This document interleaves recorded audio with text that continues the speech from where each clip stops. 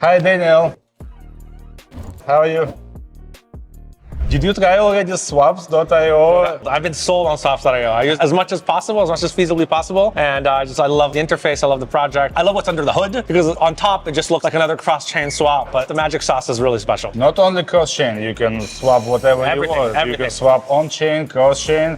Did you deposit your Gnosis Pay card to Unix Swaps? Absolutely. You gotta farm those cashback rewards, get your funds flowing into the card as quickly as possible. Because there is zero fee. Absolutely. Can you tell me a little bit more about the Gnosis venture? So what was your best investment project during this year? So we focus on three verticals: payments, middleware, real-world assets, and decentralized infrastructure. The hottest things that we're seeing right now is the decentralized infrastructure front is tooling for decentralized compute. People like to talk about AI, ZK AI. We think those things are a little bit too extreme right now, but definitely all sorts of coordination, even if it is just serving Web 2 services, but using Web 3 rails, like for example, like payments distributions and incentivizing. We think that's super interesting. On the RWA front, we think that tying the flow of funds in a circular way back into meat space from crypto, all projects that are doing that are fantastic, whether it's investing in treasuries, although that's a little tokenized treasuries, although that's, I think, a little too swamped and overcrowded at the moment. But for example, credit financing, invoice financing are very, very interesting. And then on the payments middleware, I mean, we're Gnosis, right? So we obviously love the whole Gnosis Pay stack. Even there, the magic under the hood, the whole integration with Euro E, Monerium,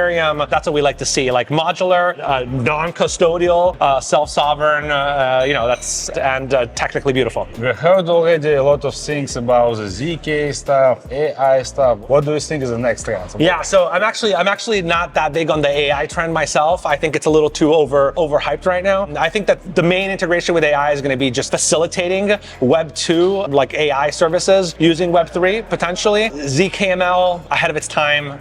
We're not there yet. Although I'm very bullish on ZK and FHE, for example. Not fully mature yet, obviously as a technology, but theoretically the promise is undoubtedly there. On the ZK front, I'd like to see more consolidation around a standard. There's too many rollups, too many chains that are all trying to do their own ZK tech. I'd like to see, at the very least, we need to see more interoperability between different ZK standards across different chains. That's where the magic of ZK really is. Just lowering transaction fees on L2s, committing states on Ethereum, yeah, that's cute. But I'd like to see ZK really pushing all sorts of computation off-chain. I'd like to see way beefier, call it smart contract logic that can't be executed in an EVM environment, being pushed off-chain as much as possible using ZK proofs, which requires us getting ZK verifiers integrated within an EVM environment as well as possible. Don't know who's going to be the winner there, obviously, but we're going to see a lot of really cool stuff coming out of there in the next couple of years. Do you believe that we are staying in front of the door of mass adoption right now, when we have unified liquidity from one side, we have account abstraction from another side, we have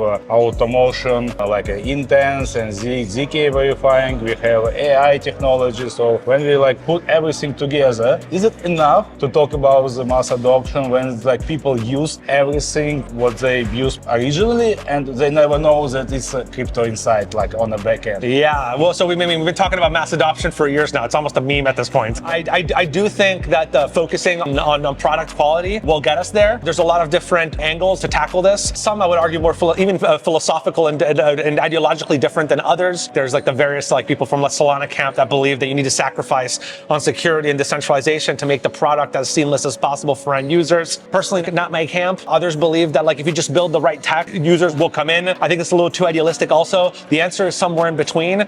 We definitely need to make crisp products that are seamless and easy to use. And then obviously, I think institutions have a lot to say on this front, both on the regulatory side of things.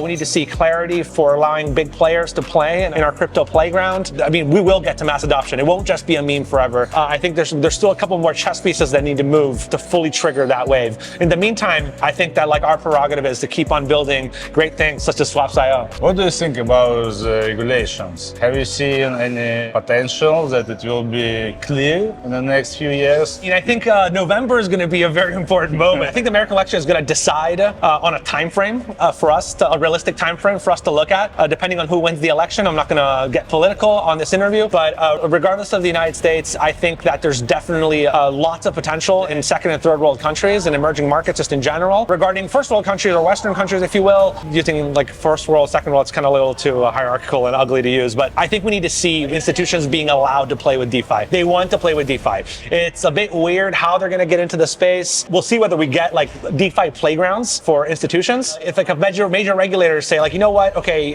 so-and-so bank or so-and-so pension fund, you can start playing with DeFi products. You can start pitching your DeFi products to retail clients through your own distribution channels. The rails that run on, I think, are very unlikely to be non-KYC from the start. We're going to go through the AOL phase, right? If you believe in the whole, this is like the early internet meme. If you believe that's the case, then we have to go through the AOL phase. And the America Online phase was precisely like a closed source playground. It's going to look ugly for us at the beginning, but I think ultimately open source, open border tech is always the way to go and will always win at the end of the day. And I'm here for it. Do you have any insights for investments? Jesus Christ, no.